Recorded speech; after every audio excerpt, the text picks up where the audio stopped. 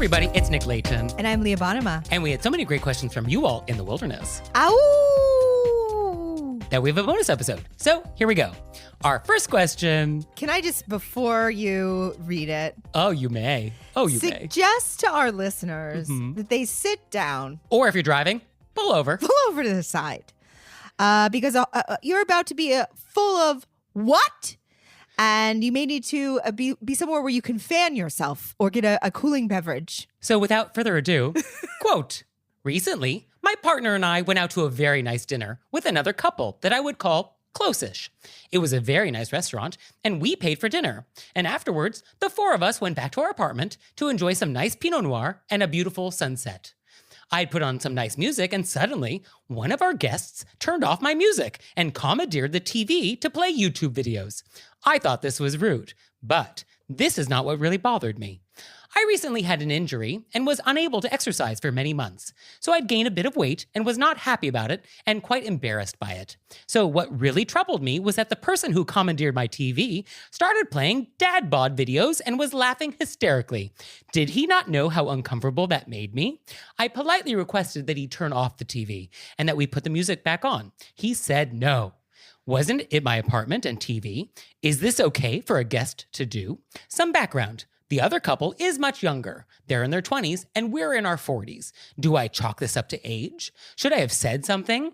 I was always told that it's impolite to tell someone that they're impolite. I was furious and asked my partner not to invite them back again.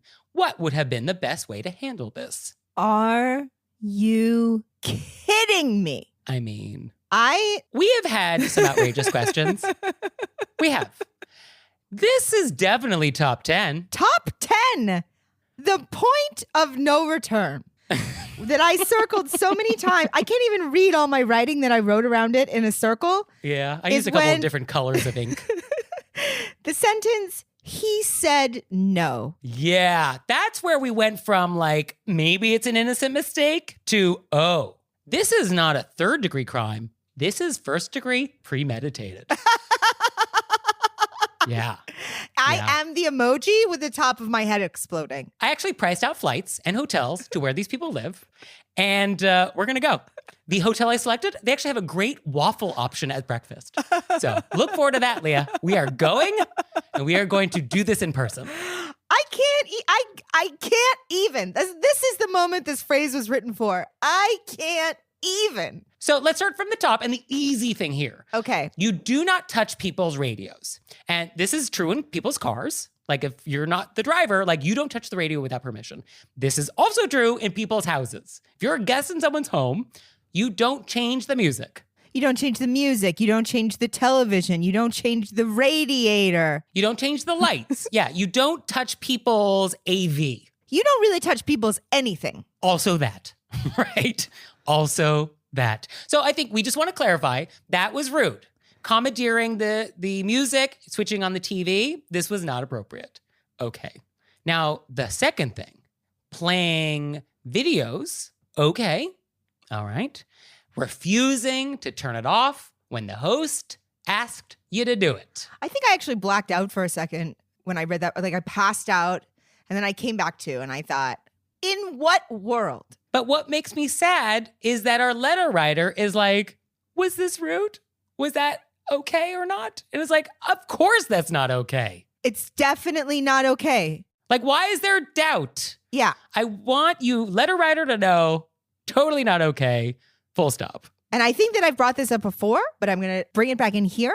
That sticky tape that I have next to my computer, that is something that I took away from a therapy session, which again, maybe it was said and maybe it's just how I heard something, but it's often people such as myself, which I recognize it in a note like this, we start to feel like, oh, was it me? Maybe we feel a little guilty when really we're angry. Yeah. What was done here is ridiculous. Yes. And you are not at fault. And no, of course, you're not overreacting. No. And it's this person. You underreacted. And do we chalk this up to age? No. I mean, unless you're under the age of 5 and you don't yet have a well-developed sense of morality, no. I don't even think a 5-year-old would get away with this because a parent would immediately be like, oh, we don't do this. Yeah, we don't do that. I also want to take back what I just said. I don't want to say you underreacted, because how could a person handle this situation? You'd be so blown away. You have to sit around and like think about it later. I didn't mean you underreacted. I just meant that you are divine and wonderful, and your guest is Right? honestly over the top. To tell somebody that they can't change something in their own house Yeah. because you've been hijacked. You were hijacked. Yeah.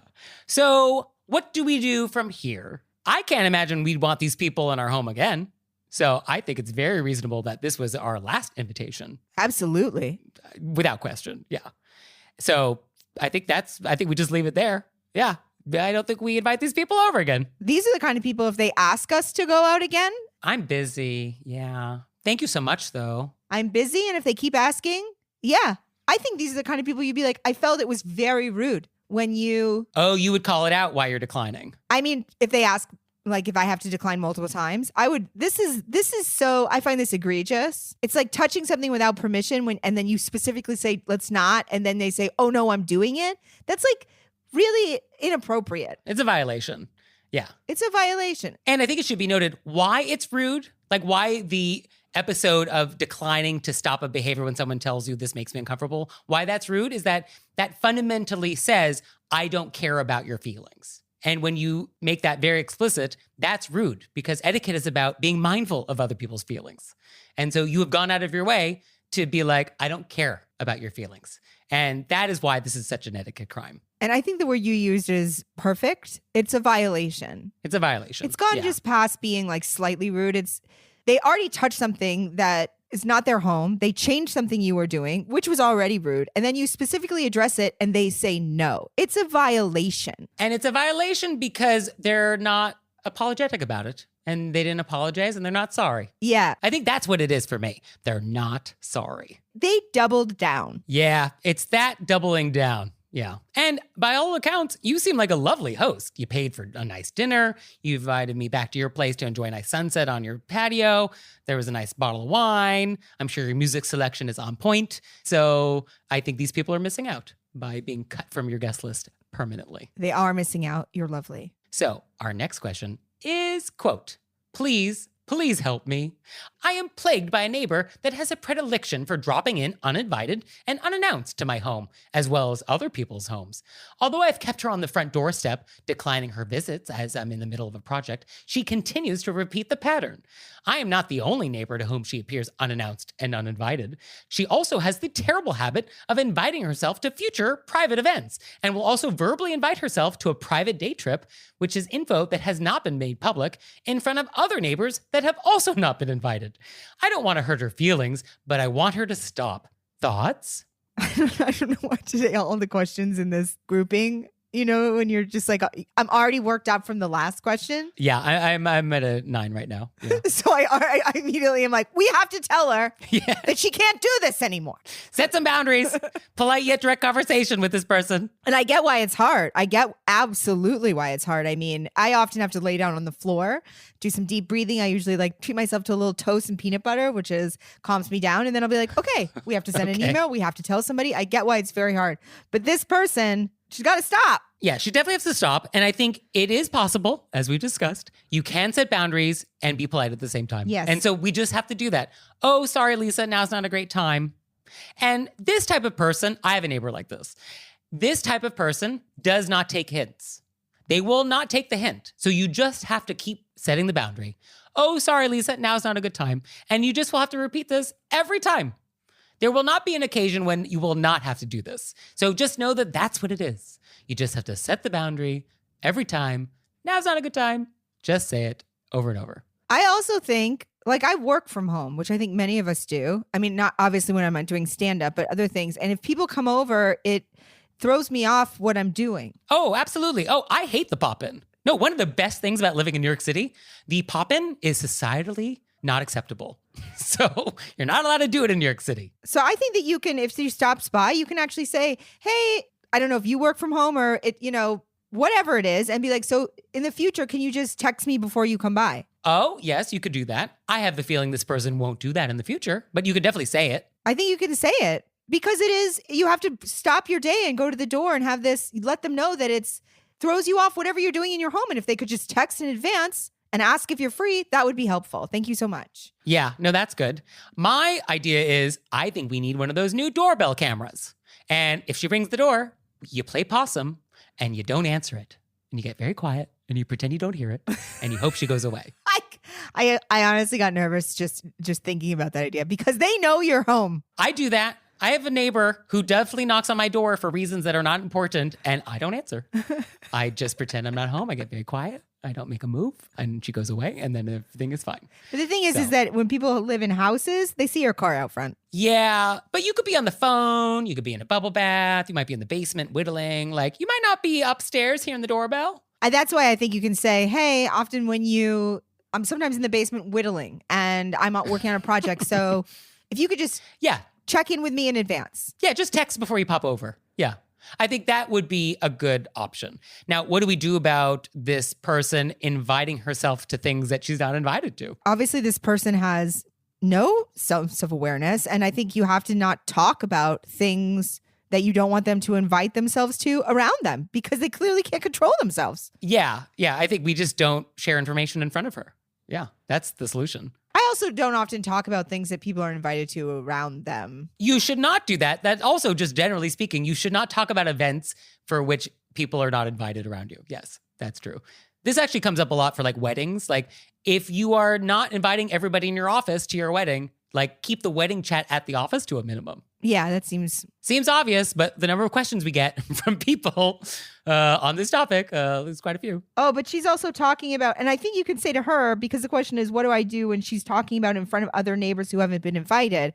I think you can say to her, hey, I didn't invite that person, so let's not talk about it around them. Oh, this person can't handle that level of instruction. I know, but no. I do think that you could say it and then it's been said. And if they do it again, then you can stop inviting them and be like, well, because I asked you to do this, you didn't do it. It made me feel bad. Okay. Yes. I think you could give them an opportunity. And then if they blow it, that gives you a valid reason to never invite them to anything in the future. Yeah. Okay. Because you've expressed how you felt and they disregarded it. Okay. I think that's fair.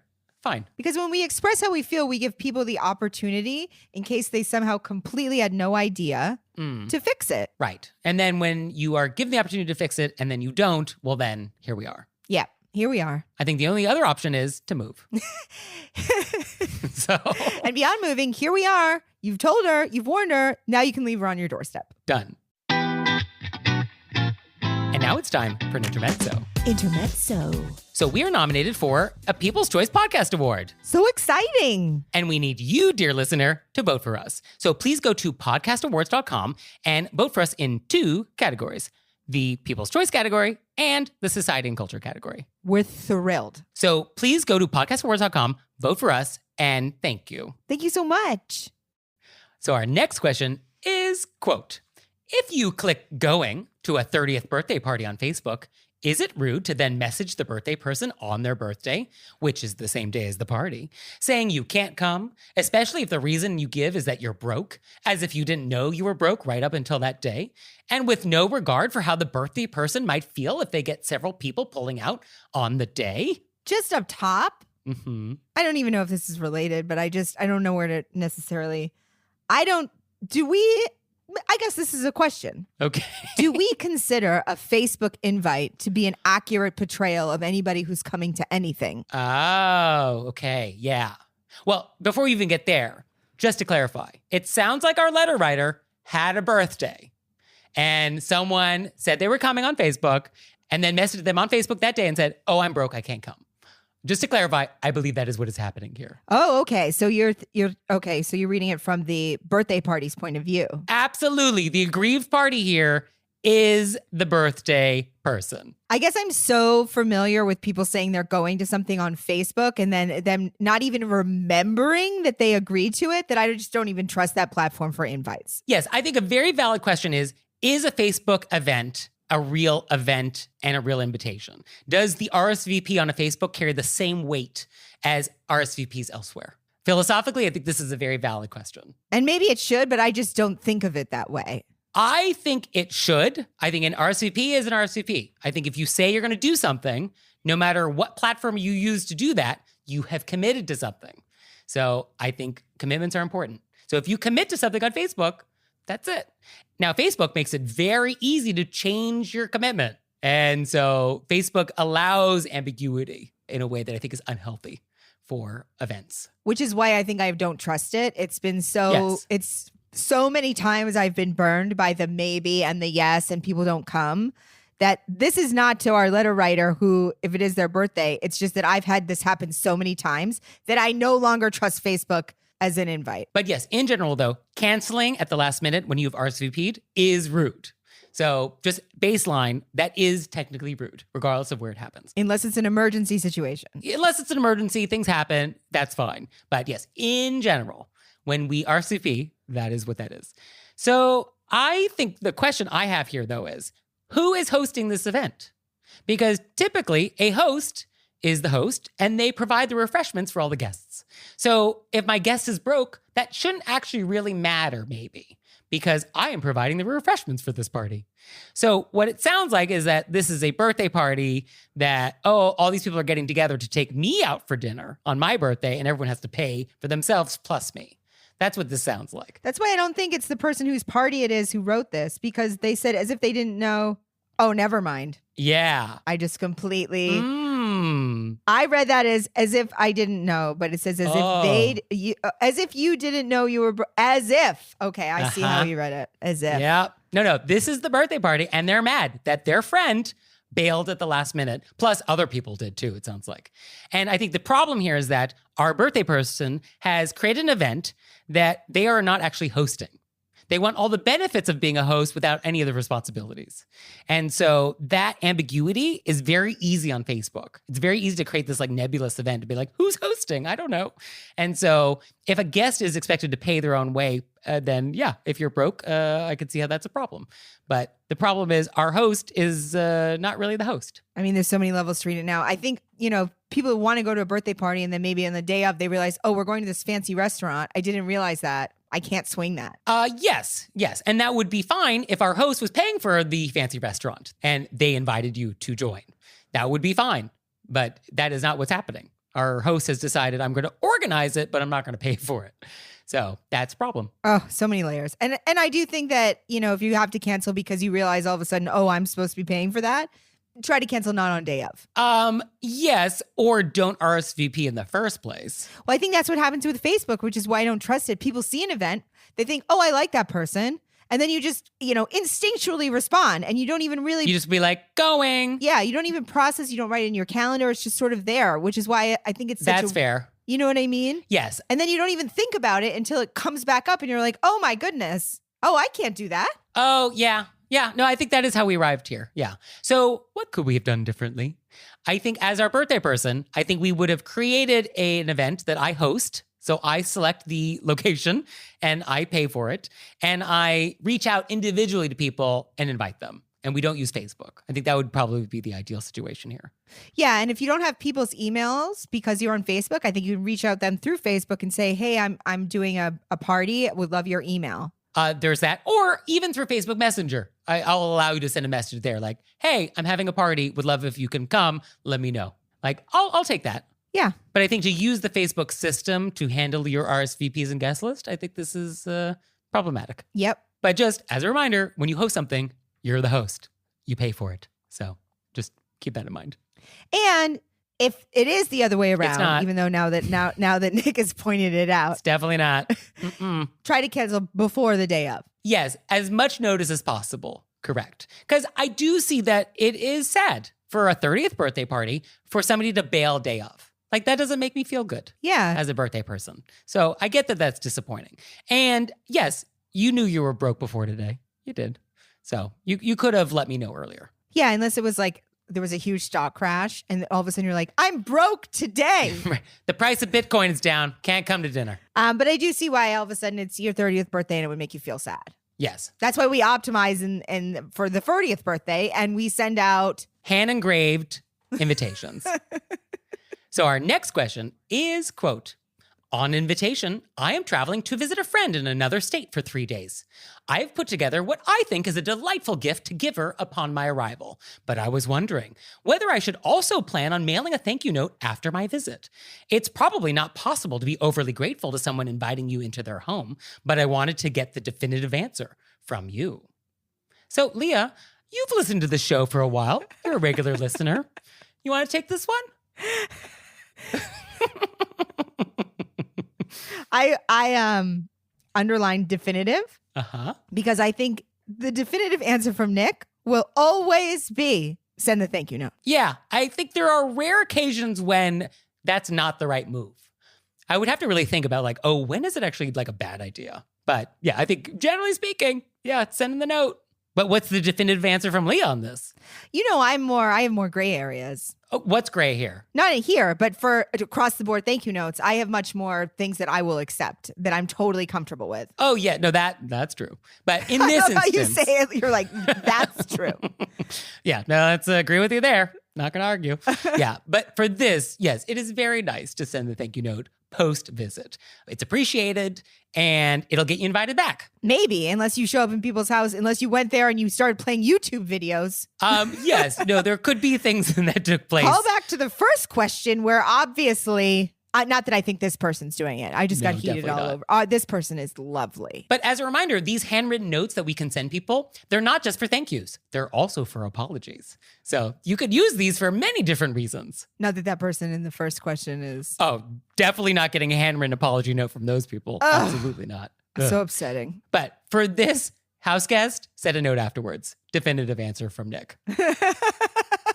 So our next question is, quote, what is the correct procedure when one has something one needs to spit out and there is only a cloth napkin? I don't know why this question makes me smile so much.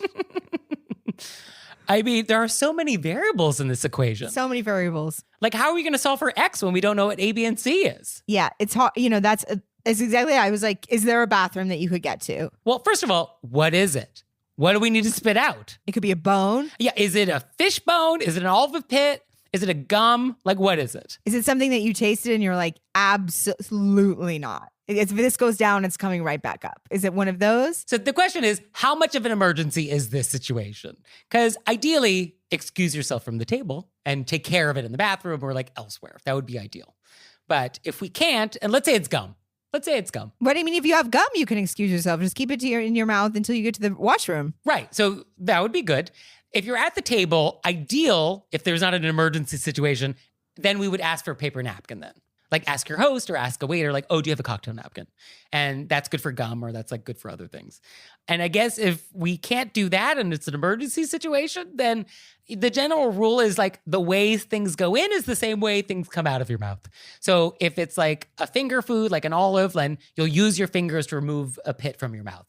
Or if it's something you were eating with a fork, then ideally you would sort of use your fork to remove the item from your mouth and put it on your plate or a spoon or whatever tool it is. But the general rule is the same tool we use to put something in your mouth is the same tool you use to remove it. But I mean, there are times when you can't chew. It's a certain part of a meat. You know what I mean? Yeah. And you've got to get it out and you can't take it out like that. Well, if you're eating the meat with a fork, then you would actually put the gristle with your mouth and the tongue. You'd kind of put it back on the fork and then you would lower the fork to your plate and then sort of scoop it off your fork to the side of your plate. That's how you would handle gristle. Okay. So I guess it really depends on what it is. But I think the general rule, the way things go in, same way they come out. I think that's a good one to remember. You never see a circumstance in which a person sort of gently puts their napkin over their face and kind of grabs it and then puts it down next to their plate. Because I think there are certain situations where the thing might feel a little mortifying and you just have to, it's an emergency and that's how it's happening. Just be delicate about it. Yes. I mean, I think the general etiquette principle is that we don't want to make other people at the table feel uncomfortable by what you're doing. So I think if you feel the most elegant thing is to cover your mouth with your napkin as you handle this, I think that would be fine. I don't think we want to spit into the napkin though. I think we want to avoid that. If we can avoid soiling the napkin with gristle saliva, then I think that would be ideal for me. I think if we can avoid it. Yeah. But sometimes you just can't avoid it. Some things cannot be helped, in which case, the idea is to not die. and require the Heimlich at the table, like that's more embarrassing. So like if you need to take care of it, then take care of it. Yeah, and just do it very nonchalant. But yes, I think you want to not call attention to it and try and be as slick as possible. And I think that's just like as good as it can be. Yep. Is there a specific example from your life, Leah, in which you spat into a napkin something? I wouldn't say I spit. I think that I do remember when there was something that was Just allowed something to sort of fall out of your mouth. There, and I always wait until somebody's having somebody's making a joke or something's happening over there. You know what I mean? And then you just sort of not spitting. It's just sort of like a pull, and then it's because there are circumstances where it's like this is gonna be a situation if I don't deal with it. I mean, I guess one idea is you could take your roll and throw it across the room to make a commotion, and then everyone turns and looks, and then you take care of it. Well, what I did is I yelled, "Is that person wearing pants?" And everybody turned. And then I just let it drop out of my mouth onto the floor. That's perfect. Yes, that's what I would do. Okay. Is there a dog somewhere that can eat this? That's what I did. Okay, yeah, that is one approach. I just think that our letter writer is obviously very aware. Oh, absolutely. And it's like a situation. You know what I mean? And I think that we can agree that sometimes there are situations. Yes, I will definitely allow for that. Yes. Generally speaking, just do your best. And you know what? Your best has to be good enough. And I think that's okay. Yeah. So. And never spit gum into a. Yes. As a reminder, never spit gum into a cloth napkin. Like, don't do it. It's so rude. Just go to the washroom. So ideally, you would not have gum in your face when you sit down, like before dinner. But I get it happens. Leah. Sometimes you just get so wrapped up. You're thinking about all the things that happen. You're like, oh, I want this and I want this. And then you're like, oh, I have gum. And then you just, oh, excuse me. Okay. Boom. But ideally, think about it before you sit down for dinner. I will allow that you were thinking about so many other things. My mind is very focused. That you got swept away. So our last thing is a vent or maybe a repent, mostly a vent. Quote, I was in a shopping center parking lot and had just unloaded some things into my car from a shopping cart. I considered taking the cart back into the store, but I was unusually tired, and so I left it up against a pole in the parking lot. Before I had a chance to get into my car and go home, an older man said to me in a scolding tone, "That cart is blocking that parking space." He was trying to shame me into taking the cart back into the store. On one hand, I felt guilty for not taking the cart back into the store, despite how tired I felt. On the other hand, I resented being scolded by a stranger, and my pride would not allow me to rectify my faux pas. There was plenty of empty parking spaces in the lot, so I wasn't really inconveniencing any other customers. It occurred to me later that since he and his wife were about to go into the store, he could have just been a gentleman and returned the cart for me. Anyway, next time I'm just going to return the darn cart to the store. You know, I love supporting people in their events. I want to be here to support in the events. Mm-hmm. And I do think it's not appropriate for other people to comment on your behavior. Yes, that's not great. That's really annoying. That being said, I always return my cart. Yeah, it is courteous. Because somebody else is going to have to come get it. And often we return carts not because they're taking up the parking space, but they can roll into people's cars. Yes, I've definitely seen a lot of cars hit by stray shopping carts. And you're like, no. Yeah. Yeah. And damaging other people's cars. Yeah, that's rude. And I do get that sometimes you're so tired and you're like, I just can't do another thing. Yes, I get that feeling. We're like, oh, this is good enough. Sure. And you've had like a bad day, and then all of a sudden there's this random person admonishing you, and it's enough to make you just want to be like, ah! I totally get that. It's very annoying. Right. And also not want to give the satisfaction to the person who's now shaming you. Because like, oh, now I have to like sulk over and like get the cart and like push it back to the store while you're like looking at me doing it. Like, I get that that's uncomfortable. I totally get that. However, just return your cards. We always return our carts. Yes, please. So, do you have anything you want to share with us? A vent, a repent, or maybe a question? We would love to hear it because you have them, so send them to us. You can send them to us through our website, wereraisedbywolves.com, or you can leave us a voicemail or send us a text message, 267-CALL-RBW. And we'll see you next time. Bye. Bye.